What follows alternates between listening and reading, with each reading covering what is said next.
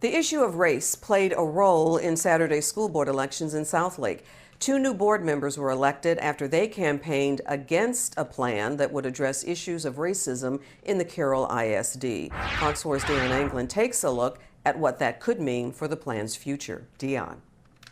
Yeah, that's right. Carroll ISD is faced with a new vocal opposition in its efforts to address racism and other forms of bullying that has made some students in the district feel unwelcome. All of it has played a part in this weekend's school board elections. Voters in Carroll ISD spoke decisively, electing 2 candidates backed by a conservative political action committee who opposed a proposed plan to teach the history of racism and promote cultural awareness. Attorney and educator Hannah Smith captured just over 69% of the vote. Cameron Bryan, an aviation management leader and youth athletics coach, claimed more than 68%. Smith posted a statement on Facebook she'd given to a media outlet, in part saying, "The voters have come together in record-breaking numbers to restore unity. By a landslide vote, they don't want racially divisive critical race theory taught to their children or forced on their teachers. Voters agreed with my positive vision for our community and its future." Cameron Bryan posted on Election Day, "I'm passionate about this district and I'm motivated to do all I can to help ensure the best interests of all students are upheld in a system that is accountable, transparent, and financially responsible."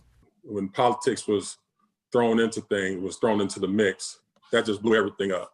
And it became more about politics and less about the kids. Former Dallas Cowboys player, parent, and diversity committee member Russell Maryland today says he's focused on continuing the committee's efforts. Decades have been victimized.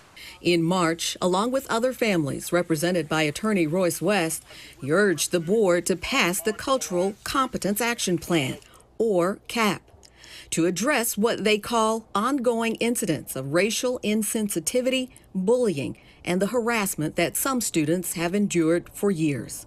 The main thing that those parents want is to provide a healthy and safe environment, regardless of race, regardless of religion, regardless of sexual orientation. I mean, it's just really just what the Southlake kids deserve. Now, at this evening's school board meeting, Maryland says he hopes to speak during public comment. That meeting is just underway. He says he will welcome the new board members and also indicate that he hopes, despite the new political reality, that they will push forward with the Cultural Competence Action Plan.